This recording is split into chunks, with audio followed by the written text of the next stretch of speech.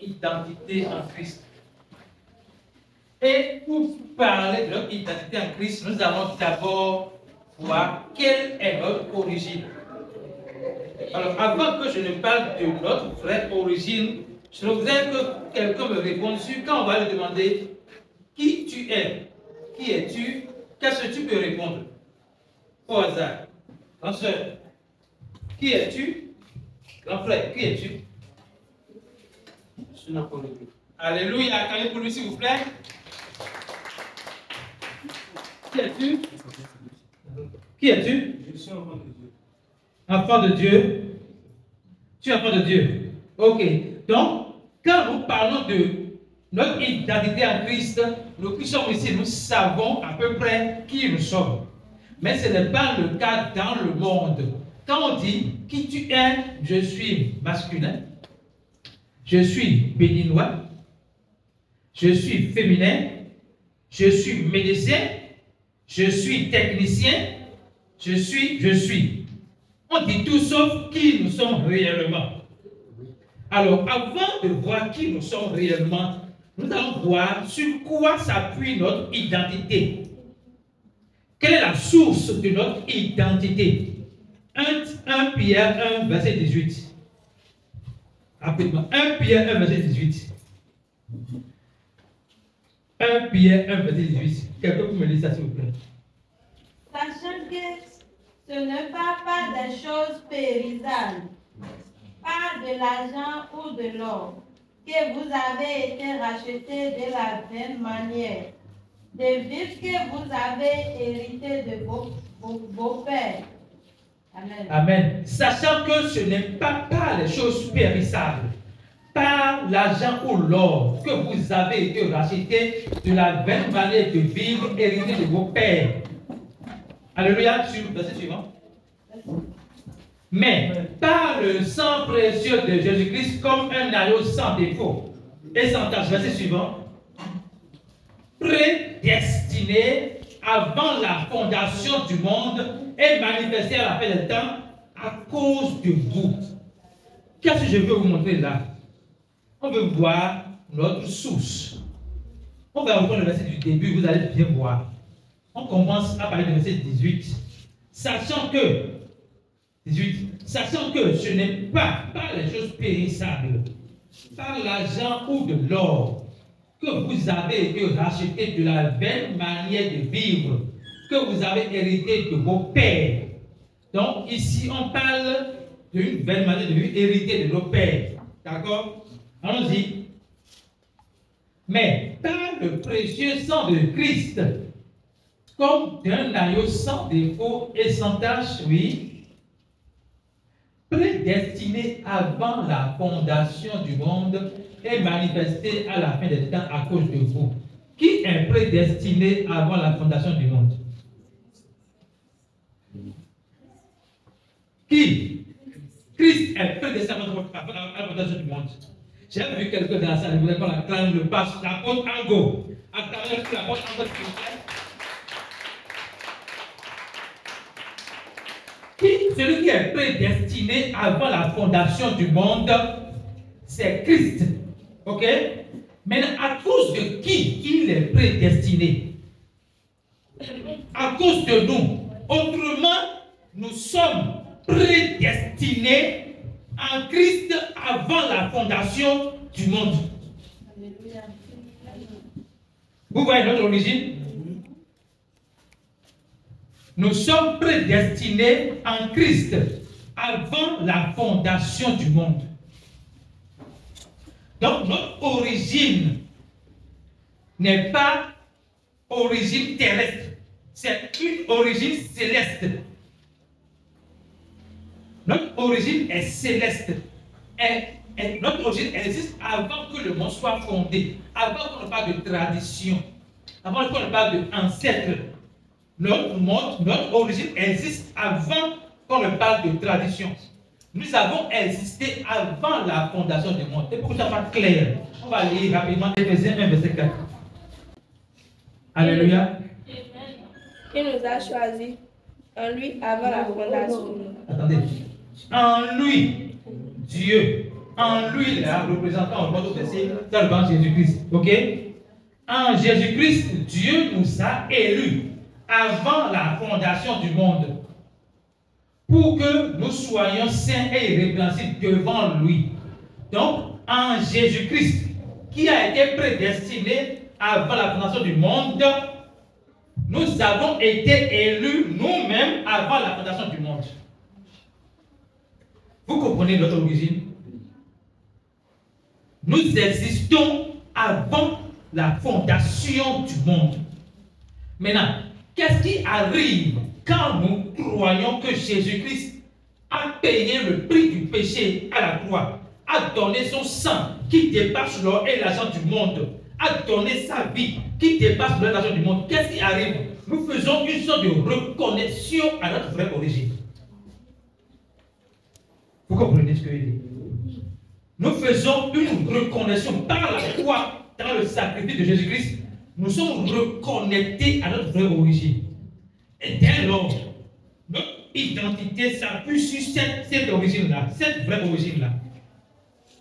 On ne pourra plus dire, non, moi je suis masculin, je suis féminin, je suis docteur, je suis ci, mais je suis élu avant la fondation du monde. Je suis en Christ avant la fondation du monde. Ça veut dire que ce qui est venu après la fondation du monde, j'ai l'autorité sur ça.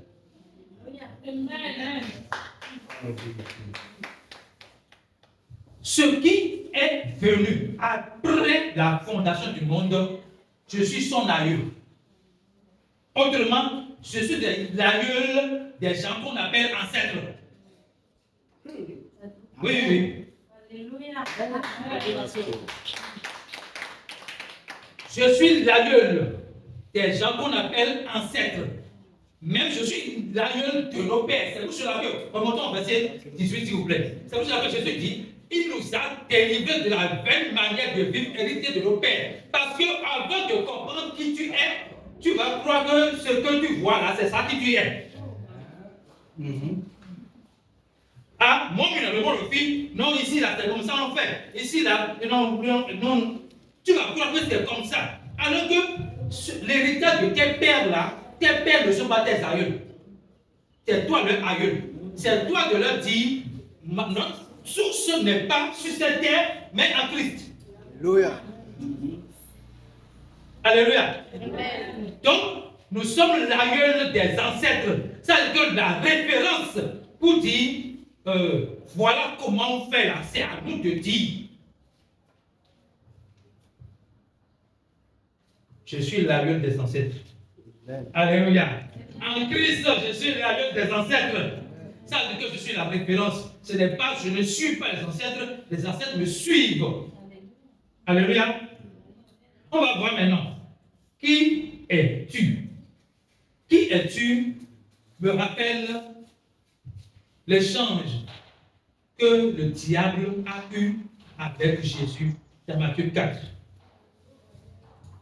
Écoutez bien, notre identité n'est pas liée à notre capacité à faire des miracles. La preuve de qui nous sommes n'est pas déterminée par les miracles que nous faisons. Et c'est ce que le mensonge que le diable voulait mettre dans la tête de Jésus, Dieu sur terre.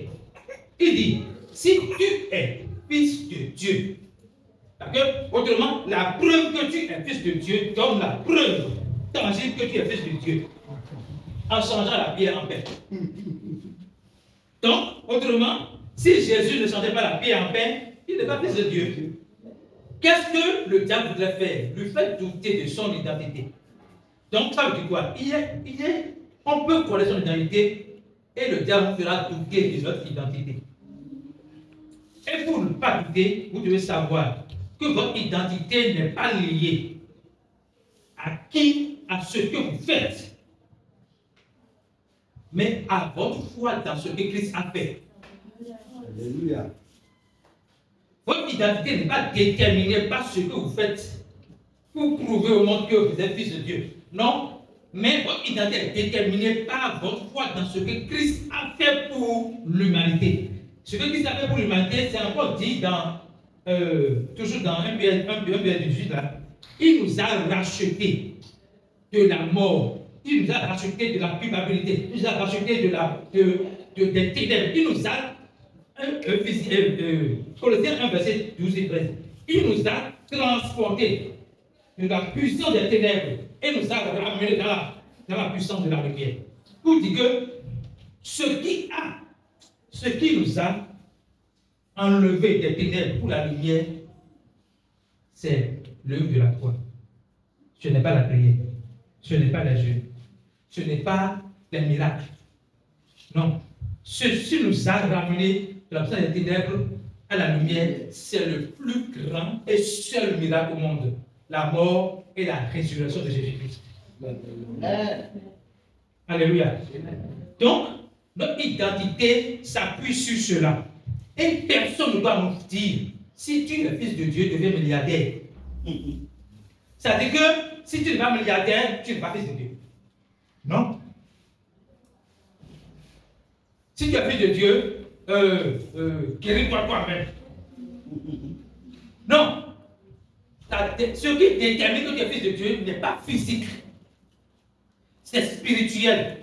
C'est ta foi dans ce que Christ a fait. Ta foi dans sa mort pour tes péchés, son enlèvement, sa résurrection. C'est ça qui détermine que tu es enfant de Dieu. Et seul l'Esprit Saint en toi témoigne de cela. Ce n'est pas les hommes qui témoignent.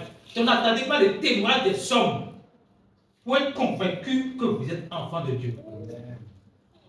Alléluia. Lisons maintenant Acte 19. On va voir quelque chose ensemble. Acte 19, verset 13 à 16. On va lire, on va comprendre. Si ça fait l'argent, je vous le plaisir. Acte 2, verset 13 à 16. Écoutez bien. Quelques exorcistes, on les appelle exorcistes, hein? Quelques exorcistes juifs. Exorcistes veut dire quoi? Ceux qui chassent les démons, hein? Ok? Quelques exorcistes juifs ambulants essayaient d'évoquer sur ceux qui avaient des esprits malins le nom de Jésus-Christ. Ils essayaient.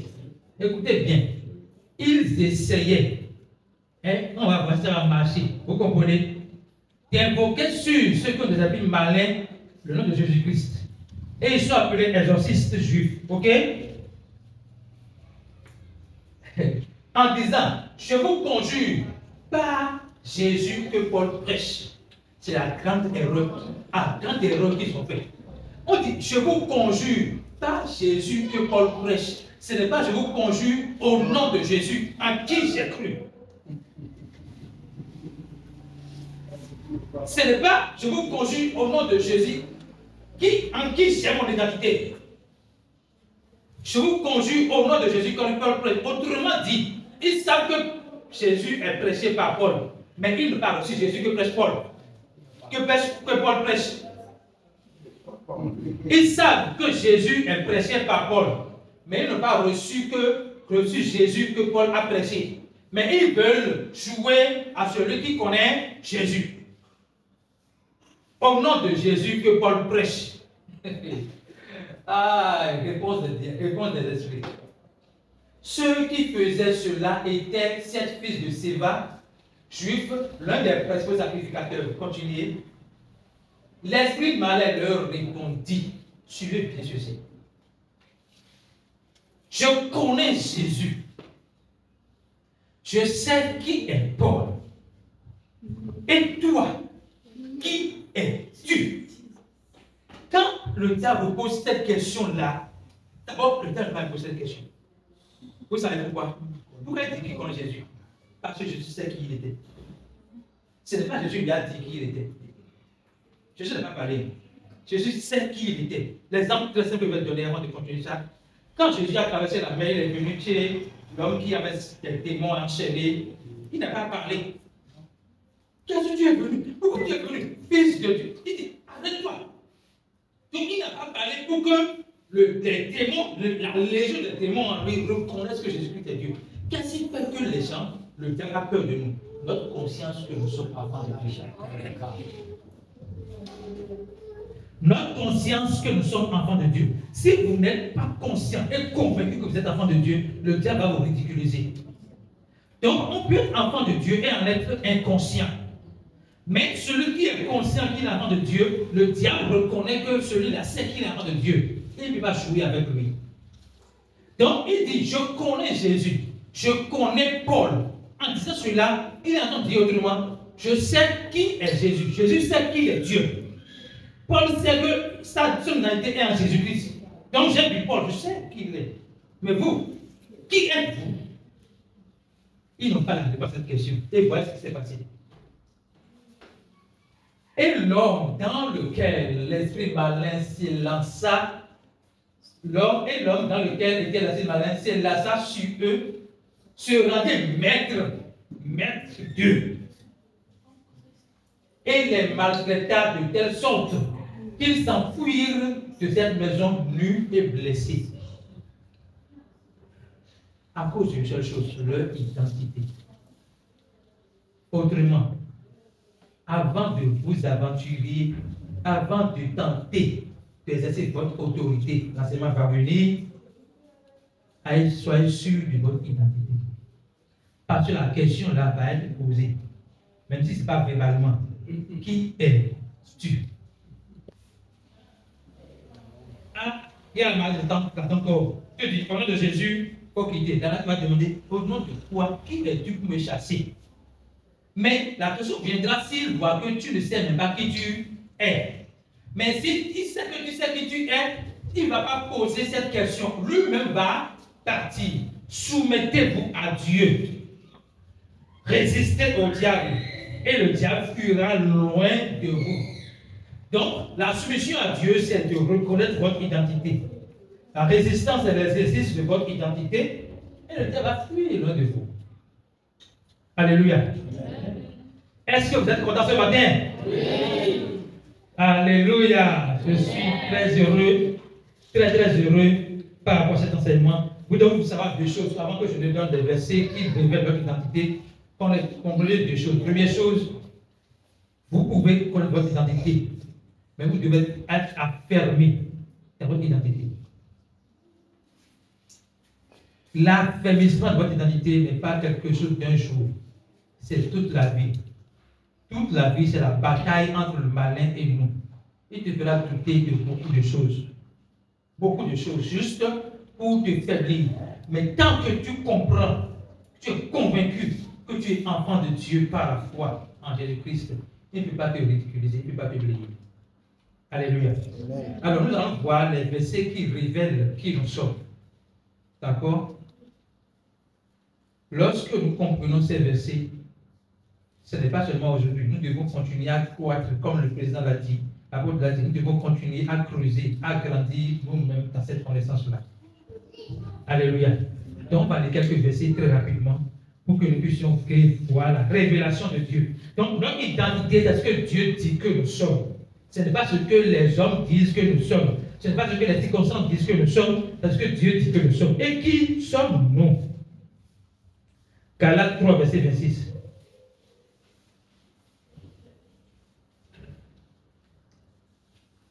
Galates 3, verset 26. Vous êtes tous fils de Dieu par la foi en Jésus-Christ. Première révélation.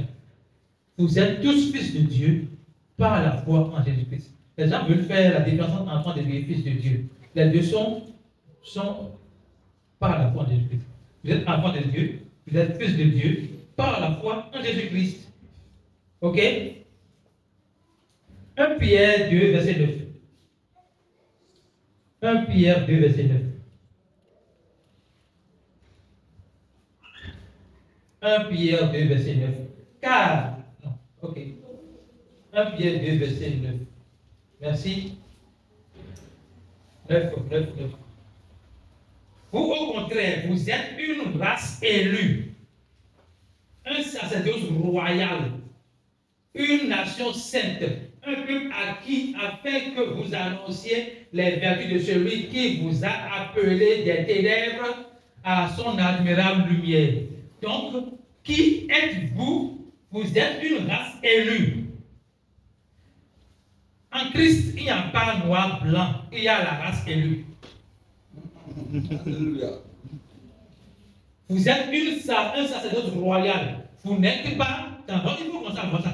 Vous n'êtes pas n'importe qui. Vous êtes de la lignée royale de Dieu. À Hovi Wemeni. À Hovi Wemeni. Maintenant, disons, il y a Hovi donc. Alléluia. Vous êtes une nation sainte. La sainteté que Dieu nous donne n'est pas liée à notre capacité à être saint. Nous sommes dans la chair. Nous savons encore la chair comme enveloppe. Alléluia. Mais l'Esprit de Dieu en nous est parfaitement saint. Donc, quand la parole dit que nous sommes une nation sainte, c'est lié à l'Esprit de Dieu en nous. Dans notre vie sur terre, nous allons continuer à marcher vers la sainteté divine. Tout à l'heure, on a lu un verset d'Éphésiens 4, verset 12 et 13, où le Seigneur nous dit que nous sommes établis, nous sommes équipés pour parvenir à la stature parfaite de Christ. Donc, parvenir, donc c'est un cheminement terrestre. Mais en esprit, nous sommes déjà saints. Alléluia. Lisons, on va s'arrêter avec ce verset quoi. Lisons Romains 8, verset 1.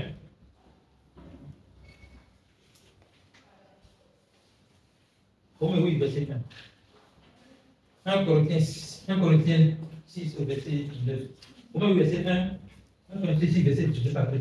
Romains verset 1, il dit, il n'y a donc aucune condamnation pour ceux qui sont en Christ. Donc, en Christ, je ne suis pas condamné. En Christ, je suis justifié. En Christ, je ne suis pas condamné. En Christ, je suis justifié par la foi en Jésus-Christ et non par mes œuvres. Ce qui me justifie, ce n'est pas mes œuvres, mais c'est ma foi en Jésus-Christ. L'œuvre de Corneille ou les œuvres de Corneille ne l'ont pas justifié. Il lui a fallu mettre sa foi dans l'œuvre unique accomplie de Jésus-Christ pour être sauvé. Alléluia. Je n'ai pas dit de ne pas faire les bonnes œuvres. Parce que dans Éphésiens 2, verset 10, il a été dit clairement, nous sommes créés en Jésus-Christ pour de bonnes œuvres déjà préparées pour nous. Donc, en tant que croyants, nous sommes appelés à faire des bonnes œuvres, mais notre identité n'est pas dans les bonnes œuvres. C'est clair, j'espère. Alors, nous allons continuer. Lisons 1 Corinthiens 6, verset 19. Romains 6, 6 après. 1 Corinthiens 6, verset 19. Ne savez-vous pas que votre corps est le temple du Saint-Esprit qui est en vous et que vous avez reçu de Dieu et que vous ne vous appartenez point à vous-même. Verset 20. Verset 20.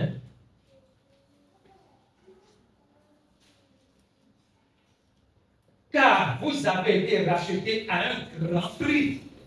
Glorifiez-vous donc dans votre corps et dans votre esprit qui appartient à Dieu. Donc je suis la propriété de Dieu. J'appartiens à Dieu. Je ne m'appartiens pas à moi-même. Je suis la propriété exclusive de Dieu. Autrement, je suis le sacrifice vivant de Dieu. Je fais ce que Dieu me dit, mais je ne fais pas ce que je veux. Je suis le sacrifice vivant. Un sacrifice fait ce qu'on lui dit. Il est là pour être sacrifié. Nous sommes le sacrifice vivant de Dieu. Nous appartenons à Dieu. Je suis la propriété de Dieu. J'appartiens à Dieu. Alléluia. Je ne le transmets pas comme ça, mais cet enseignement me donne beaucoup de joie, quoi, je vous assure. Romains 6, verset 6. Romains 6, verset 6. Alléluia. Sachant que votre vieil homme a été crucifié. Comprenez ça. Avec lui. Afin que le corps du péché fût détruit. Pour que nous ne soyons plus esclaves du péché. Sachant que votre vieil homme a été crucifié, afin que votre corps du péché fût détruit, pour que nous ne soyons plus esclaves du péché. Écoutez bien. Écoutez bien. On ne peut pas être, la parole dit qu'on n'est plus esclave du péché. Que quelqu'un dise, je ne suis plus esclave du péché. Sur quelle base on n'est plus esclave du péché? Parce que Christ a ôté le péché du monde. Si nous comprenons que Christ a ôté le péché du monde, nous sommes esclaves du péché. Maintenant, dans le péché du monde que Christ a ôté, il y a les péchés par action, les œuvres de la chair. Écoutez bien, c'est une déclaration très forte. Vous n'êtes plus esclave du péché, ni du péché par nature qui mène à la mort, ni des œuvres de la chair. Ça veut dire que la puissance de Dieu en vous a la capacité de dominer, de soumettre la chair et ses passions. Alléluia. Nous allons voir un dernier verset, et je crois que ce verset sera la fin de mon enseignement et qui pourra introduire correctement l'enseignement qui vient. C'est Galates 1, verset 4, verset 1. Écoutez, on n'est plus esclave du péché. Or, aussi longtemps que l'héritier est enfant, l'héritier est déjà libre. Quand on est esclave, on est libre. Je dis qu'il ne diffère en rien d'un esclave, quoi qu'il soit maître de tout. La parole dit qu'on n'est plus esclave du péché. Ok? Maintenant, si on n'est pas esclave du péché, on est héritier de Dieu. Héritier de la liberté en Christ. Ok? Héritier de tout ce que Dieu nous a donné. Ok? Maintenant, si on reste dans notre tête enfant, aussi longtemps que l'héritier est enfant, aussi longtemps que l'héritier refuse de grandir, aussi longtemps que le fils refuse de grandir, il aura beau l'héritage, mais il ne diffère rien d'un esclave parce qu'il est ignorant de ce qu'il a un héritage. Donc, la Bible qui lui appartient, permettez s'il vous plaît, la Bible c'est sa propriété. On va lui dire d'acheter la Bible, il va acheter rapidement. Parce qu'il ne sait pas que la Bible est pour lui. C'est pour cela qu'aujourd'hui, pardonnez-moi, les pasteurs vendent le salut aux gens qui ne savent pas qu'ils ont le salut. On leur dit, si vous faites telle chose, vous donnez 1 million, vous aurez le salut. Ce n'est plus, si vous croyez en Jésus-Christ, on vend le salut aux gens comme de petits pains, alors que les gens ont déjà le salut. Pourquoi est-ce que les gens achètent le salut? Parce qu'ils sont enfants, quoi qu'héritiers. Et je voudrais que nous puissions nous tenir sur les pieds et dire, je suis enfant de Dieu.